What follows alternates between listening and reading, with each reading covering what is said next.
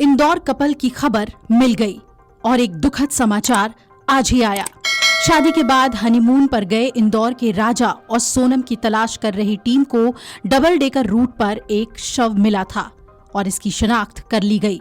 परिवार वालों ने शव की पहचान राजा के रूप में की है। शव को खाई से ऊपर लाया गया और शव का हुलिया राजा से मिल रहा था, लेकिन पुलिस अफसरों ने शव की पुष्टि परिजनों से करवाई।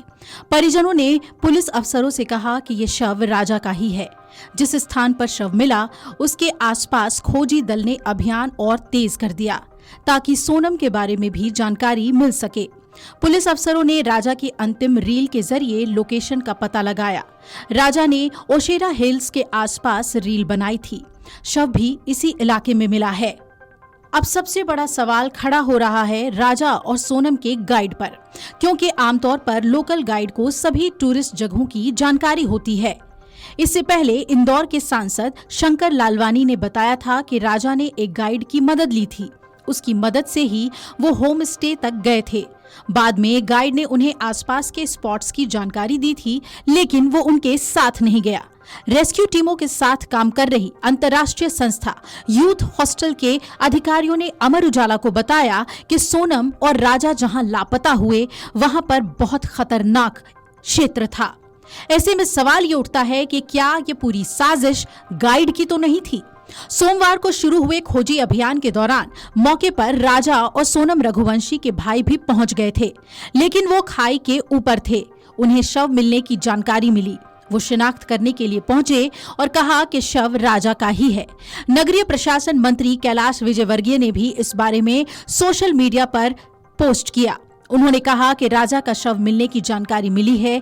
ये समाचार पीड़ादायक है। विजयवर्गीय ने उनकी खोज के लिए केंद्रीय गृह मंत्री अमित शाह से भी चर्चा की थी। राजा और सोनम शादी के बाद 23 मई को इंदौर से हनीमून मनाने शिलांग गए थे, लेकिन लापता हो गए थे। उनकी खोजबीन 10 दिनों से एनडीआरएफ और स्थानीय पुलिस कर रही थी।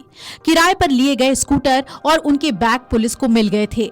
4 दिन तक उनका पता नहीं चलने के बाद सीएम मोहन यादव ने मेघालय के सीएम से फोन पर चर्चा की थी और इसके बाद बचाव अभियान ने तेजी पकड़ ली थी। राजा रघुवंशी की पत्नी सोनम की तलाश अभी भी जारी है। परिजन, स्थानीय लोग और पुलिस मिलकर लगातार कोशिश कर रहे हैं कि किसी तरह उसका भी पता चल सके।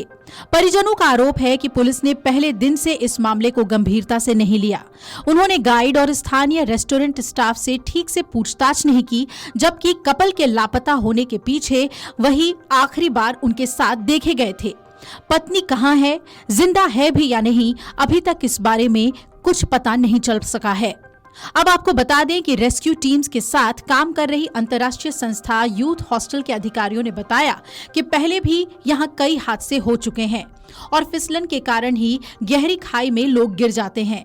मेघालय यूथ हॉस्टल एसोसिएशन के चेयरमैन ईडी नानशियांग ने बताया कि यहां पर लगातार मौसम बदलता है और बारिश होती रहती है।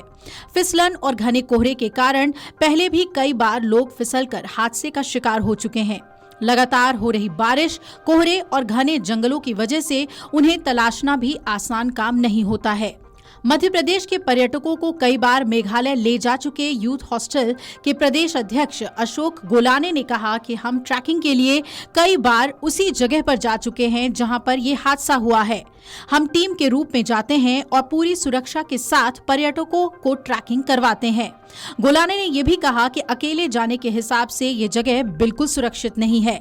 बारिश, गीली मिट्टी और पहाड़ी की वजह से यहाँ पर ट्रैकिंग का बहुत आनंद है, लेकिन उसके लिए पूरी तैयारी के साथ जाना पड़ता है। हम बच्चों, महिलाओं और हर उम्र के लोगों को वहां पर ले जा चुके हैं, लेकिन ये हादसा बहुत ही दुखद है। आखिर इंदौर कपल के साथ क्या हुआ था कि राजा की जान चली गई और सोनम अब भी लापता है और उसकी तलाश जारी है? ये सवाल हर किसी के जहन में कौंध रहा है। Video desk amarujala.com। अगर आप ये वीडियो YouTube पर देख रहे हैं तो हमारे चैनल को सब्सक्राइब कर बेल आइकन दबाएं और Facebook पर देख रहे हैं तो हमारे पेज को लाइक करें।